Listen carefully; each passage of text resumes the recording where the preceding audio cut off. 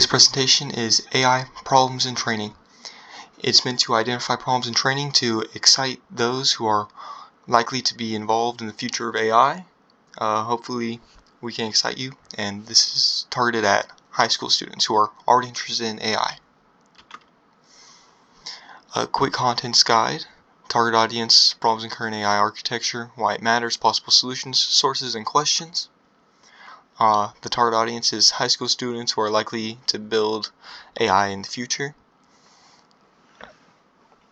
The goal, as previously stated, is to excite the future developers of AI and leaders of AI and drive them to solve current problems. I hope that by showing you this presentation that you'll be able to be encouraged in your passion and take it seriously, because it is an important part of the future. Some quick background knowledge that you should already know. I'll skip past this a little bit because this is targeted for people who already know a little bit. The first problem is that AI hallucinates, and it can't say that it doesn't know things. Confident sounding misinformation is what hallucination is. It can be seen in real-world applications such as ChatGPT, DeepSeek, and Gemini, or any other AI assistant. There was a research done on this where the researchers at MIT took a study where they asked a few chatbots, but it was partnered with OpenAI, so mainly ChatGPT, for the birthday of one of the researchers on staff. Of course, the AI couldn't give the proper answer because it did not have the data, but it guessed random birthdays instead of just saying that it doesn't know. This is because it's like a student taking a test. You always want to bubble in a random answer, because that way there's at least a chance that you'll get it right. So statistically, it's better off to guess than it is to say that you don't know, which is why current models hallucinate and make things up and can't say that they don't know. There are some theorized solutions, such as fact checkers on the AI and different types of training, but there aren't any practical solutions just yet. That's why it still happens. So if you want to read through this. But the second problem is that AI can predict and replicate patterns, but it can't discover why and how. So discovery versus extrapolation. I like to use the example of early astronomers. Early astronomers took data sheets and wrote down the planetary positions. When doing so, they were able to extrapolate the data and predict where the planets would be next, which does make this a scientific hypothesis, because for a hypothesis to be proven, it needs to be testable. Testable meaning you can predict something and then the prediction is proven in the future. But they couldn't come up with why this happened.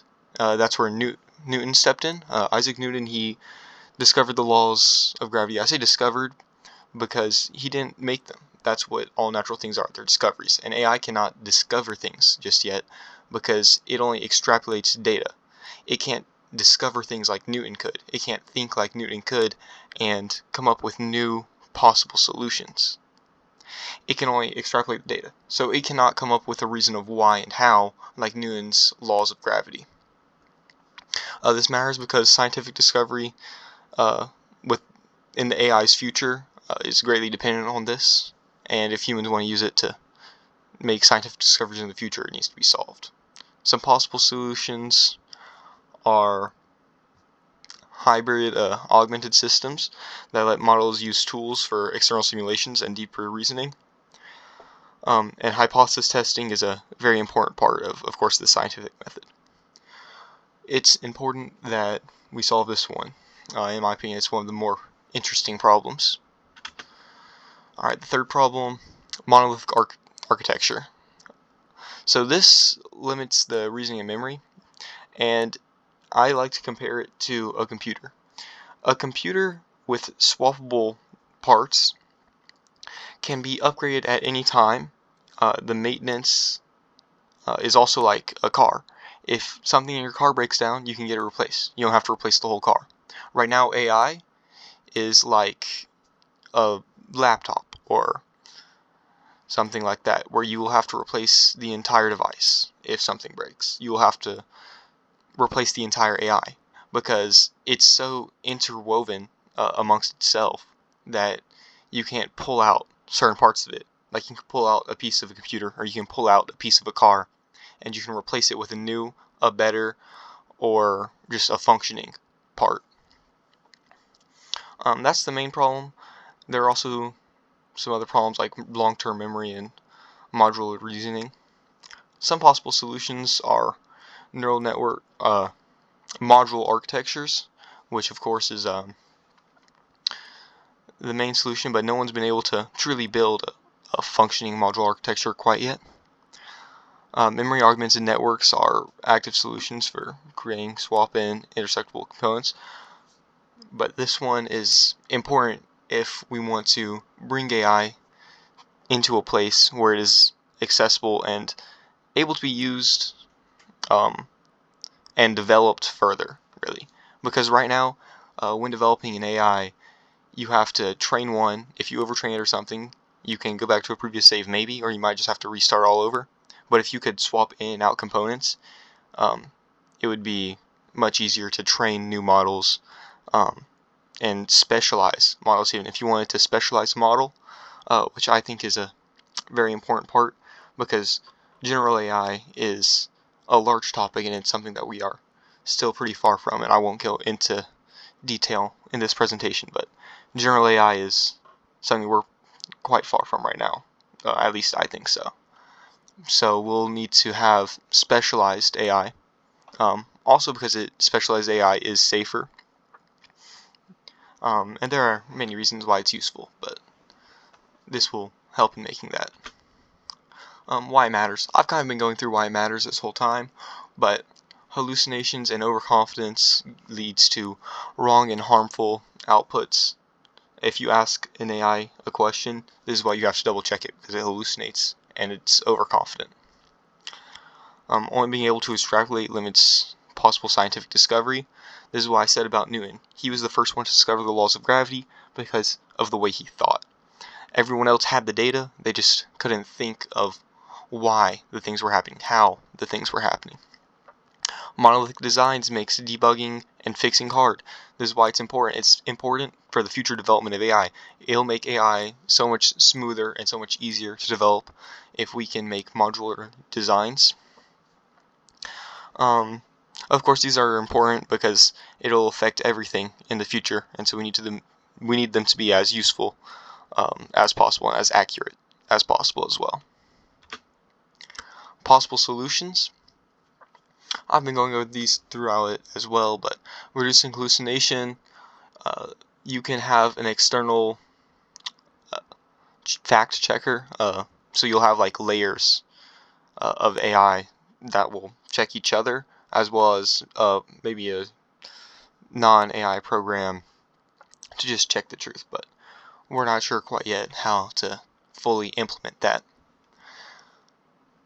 To fix uncertainty, there aren't too many solutions, but I think that it really links into the next bullet point of training AIs in a way that doesn't just reward extrapolation, but statistical likelihood of word choices. It actually rewards something else.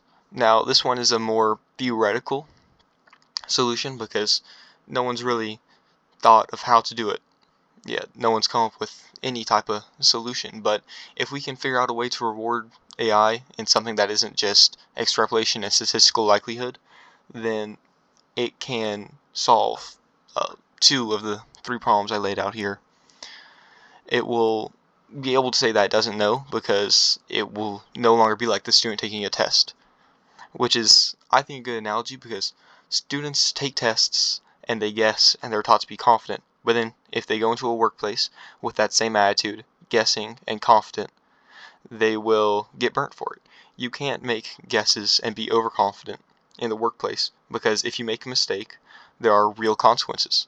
unlike on a test where if you make a mistake, the consequence is the same as just not taking the test. In real life, if you make a mistake, bad things can truly happen, which is the same with AI. Whenever it makes a mistake, there might be serious consequences, so it's not good to have the mindset of taking a test. Lastly, to improve modulability and memory, hybrid systems are really right now the only practical solution. But again, those haven't been fully utilized yet. Open problems and a call to action. So this is a presentation meant for those who are already interested in AI. So I encourage all of you to pick a problem and just try a small experiment on it. There are a few questions here on possible things that you can look at, because in the future someone will solve them. So why can't it be you? Alright, these are my sources. I'll leave it up there for a second longer, but if there are any questions, you can ask in the comments, and I'll try to respond. Alright, thank you for listening to my presentation.